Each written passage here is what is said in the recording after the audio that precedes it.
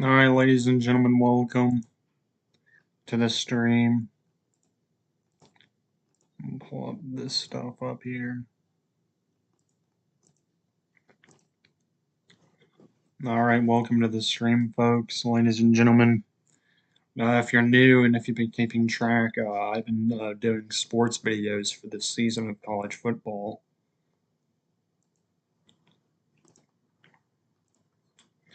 But, yeah, we're doing the rise and fall of the Big West, or formerly known as the Big West. Or the Mountain West, or whatever you want to call it, the Big 12.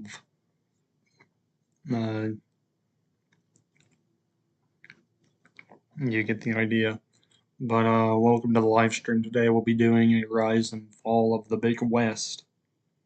If you're just now tuning in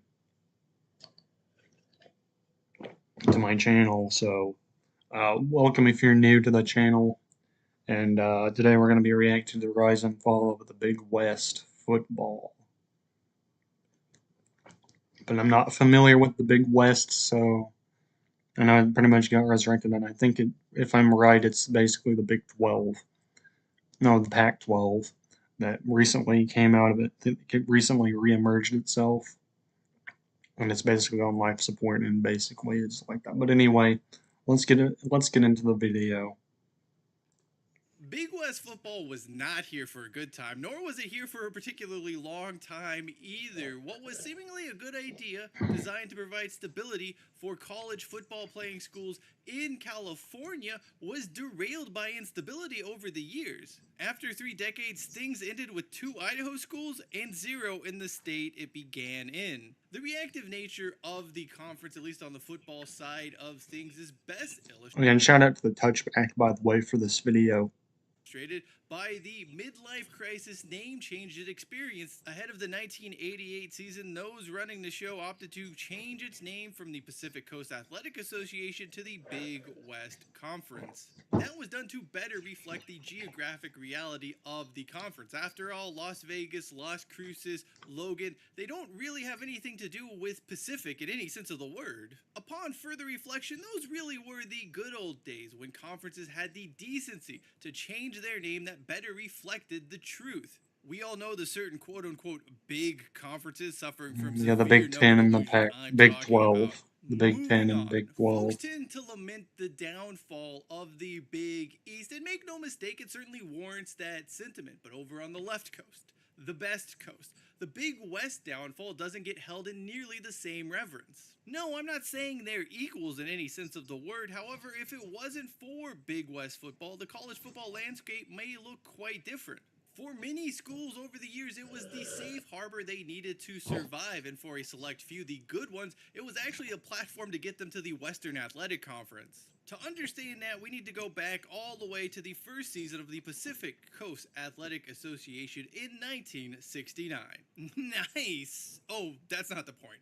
The PCAA was founded at a time when the gaps between the university and college divisions of NCAA football were seemingly widening. In order to receive university division status, which is obviously the top tier, you had to play at least 6 other university division teams in a season. That was an issue for some schools in California because there were obviously the Big Four programs, Cal, Stanford, USC, and UCLA, as well as a small handful of others trying to survive at that level.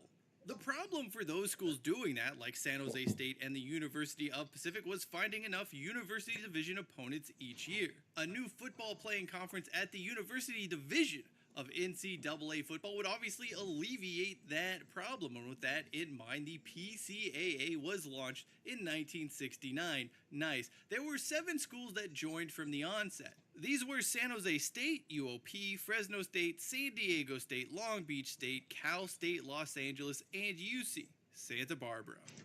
On the surface, things made sense. Half of these I don't know. I know San Jose State, but I haven't watched them. I know Fresno State. Not familiar with Long Beach or San Diego or UC Santa Barbara, CSU Los Angeles or Pacific. But I haven't watched San Jose State, but I know who they are, and also with Fresno State. Not only did it give more California schools a seat at the university division table, but the new conference actually found itself with a bowl tie-in in the form of the Pasadena Bowl, otherwise known as the Junior Rose Bowl. Bowl tie-ins at this point in history, by the way, were worth their weight in gold. The first PCAA season saw San Diego State go undefeated, win the bowl game, and in the year ranked nationally 18th in the country. That side was led by none other than legendary head coach Don Coryell, and Carl Weathers played for the Aztecs. Weathers. R.I.P. The luster of the new conference quickly wore off after 3 seasons playing. Both Cal State Los Angeles and UC Santa Barbara left. The former opted for life in Division II, more on that in a second, while the Gauchos punted on football entirely due to the high cost involved. The PCAA was dealt another blow when the Pasadena Bowl just stopped organizing, so it meant not only did the conference lose 2 schools, but it also lost its bowl tie-in. These were not great times. Undeterred though, it would carry on as a 5-team conference for 2 seasons before Cal State Fullerton joined in on the fun ahead of 1974. That fun lasted for 2 whole seasons. Then San Diego State, not finding the competition to their liking in the PCAA, decided it was going to go independent. Ironically enough, San Diego State would go on to play all 5 PCAA schools during both their independent seasons. After that, though, they went on to join the Western Athletic Conference.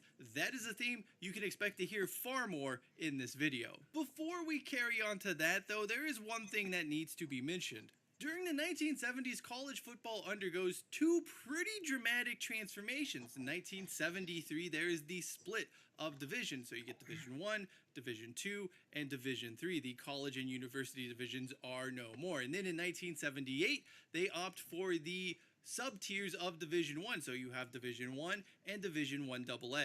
Not wanting to go D1 AA and afraid of being left behind as an independent, Utah State joined the PCAA, breaking up the California No, Utah State. I know who Utah State is. They played Utah recently.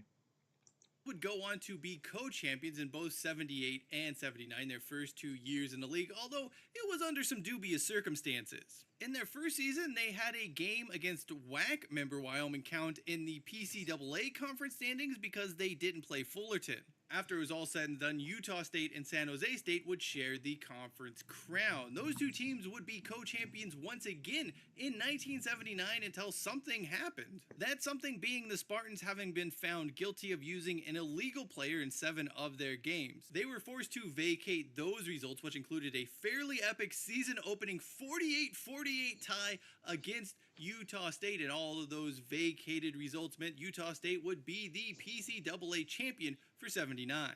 It wasn't always pretty, but the PCAA survived the 1970s and things were beginning to look up at the start of the 1980s. The California Bowl, later known as the California Raisin Bowl, great name, terrible snack. Launched in 1981, giving the PCAA champion access to the postseason where they would face off against the MAC champion. UNLV linked up with the conference in 1982. They also put a turd in the proverbial punch bowl early on in that tenure by using ineligible players in both 1983 and 1984. However, they were not punished for this until after the fact. This meant they received the invite to the 1984 California Bowl. Not only does it ruin the conference's record keeping for both of those seasons, but it completely screwed Cal State Fullerton, who went 11-1, but are now 12-0 because their loss to UNLV has since been reversed.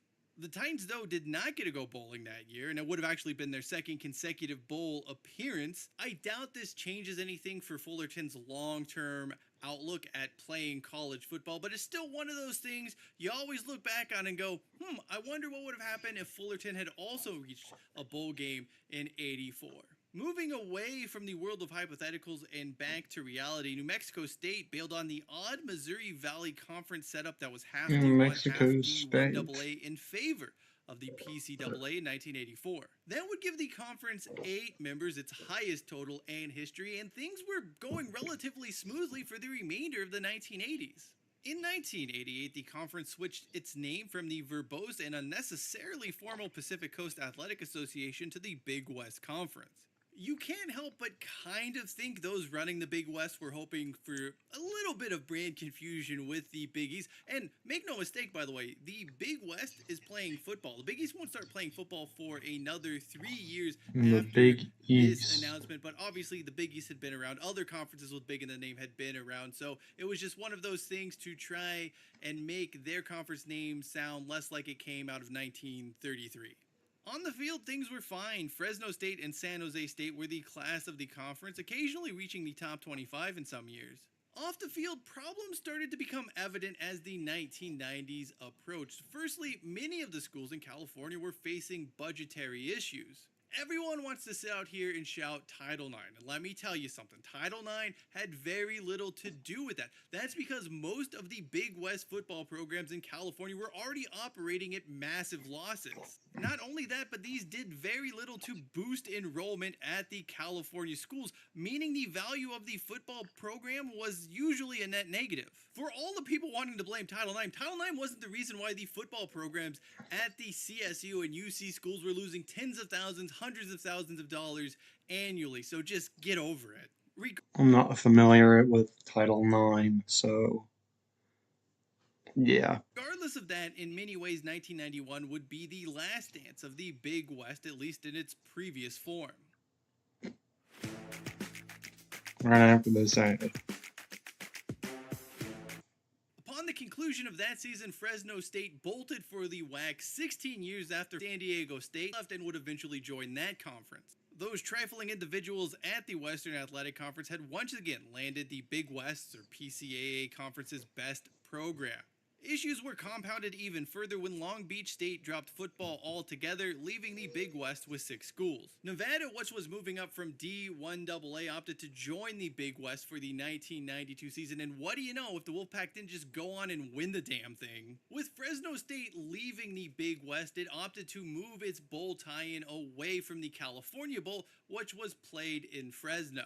They would move that tie-in over to Las Vegas, which made sense. UNLV was a member of the Big West Conference. You had 2 Nevada schools there, and quite frankly, there just seemed to be this sense that no one in the Big West wanted anything to do with Fresno after they left.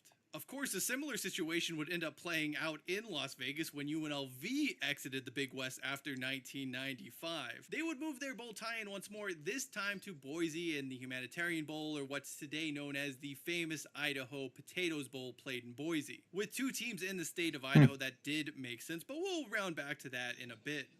The hits kept coming for the Big West Conference in 1992 when Cal State Fullerton announced that it was dropping football due to budgetary issues. In desperate need of schools to simply remain viable, those running the Big West began vacuuming up whatever independence it could find. In fairness, this wasn't the worst idea in the world. College football was increasingly becoming about bigger conferences, having more teams in your conference. Gobbling up whatever available independent there was, even if it didn't always fit from a geographical perspective, was understandable. So the Big West went east, and in came Louisiana Tech, Southwestern Louisiana, and Arkansas State. There was a 4th team to join in a very odd full circle moment. Northern Illinois would link up. Wait a minute. Northern Illinois? Let's go back. A 4th team to join in a very odd full circle moment. Northern Illinois. Remember them? They beat Notre Dame. And they got paid to beat them. Would link up with the Big West. So this was a full circle moment because Northern Illinois had actually participated in the California Bowl in 1983 as a member of the MAC. They even beat Fullerton to boot. A few seasons after that, they decided to leave their home in the MAC for a stint on the Indies, which proved ill-fated.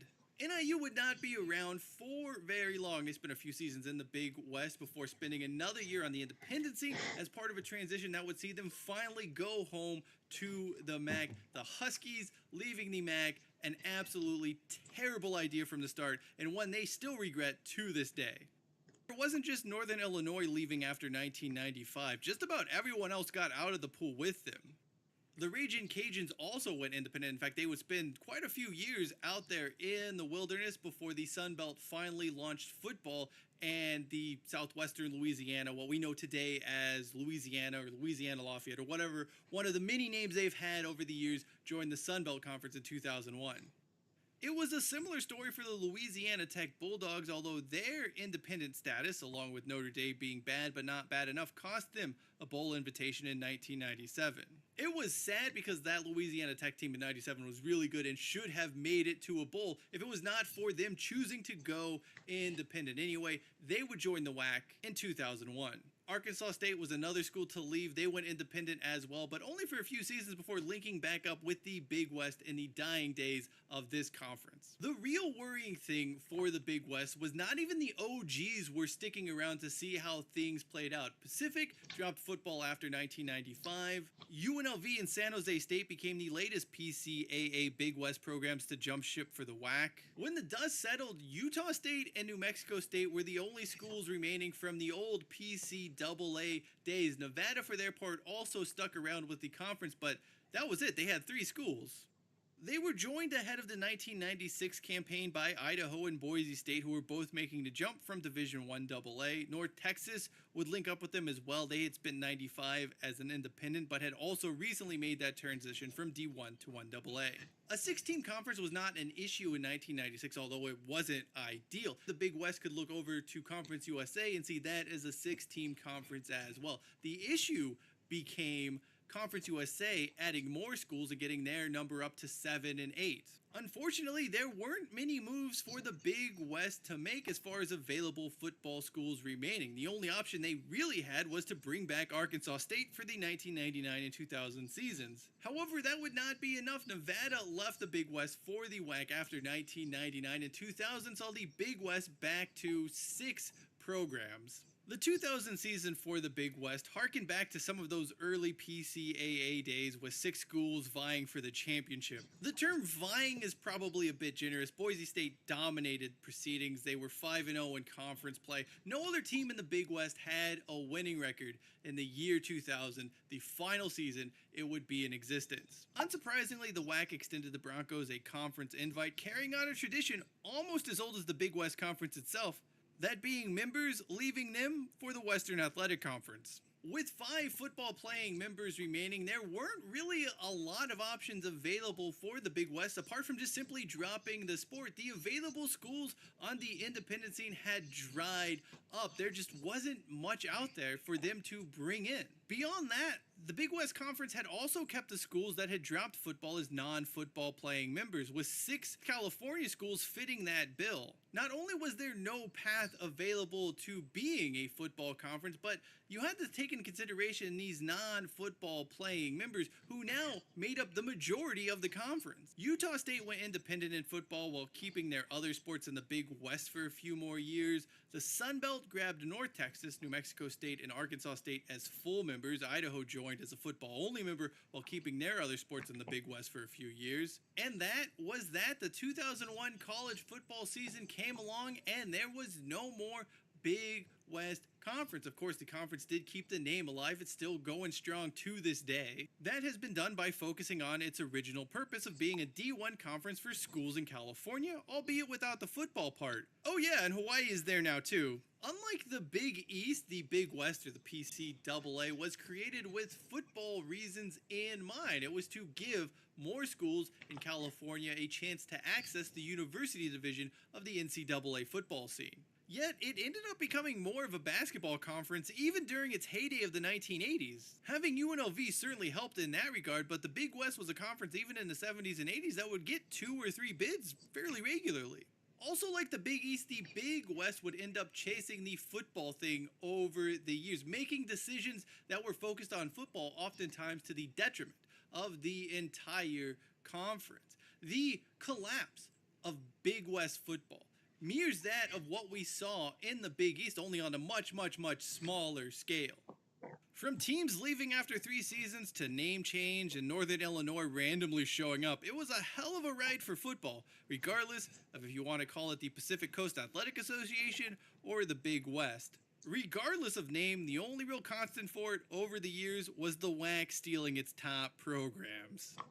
Thank you for watching this video. To learn more about the 1997 Louisiana Tech Bulldogs team that more or less had a bowl invitation snatched away from them by Notre Dame, video lower right hand corner of your screen, and to learn about how George Kliavkoff killed the Pac-12 in 974 days, video upper right hand corner. Until next time, I'm Shine Hollis. This is the Touchback, and as always, hashtag take it out to the 25. Well, that was interesting. So the Big West was its own thing. It basically died out of existence. Basically, it's kind of sad. But that wraps it up here, folks, for this video, or this reaction live stream. So thank you all for watching. That's it for this one.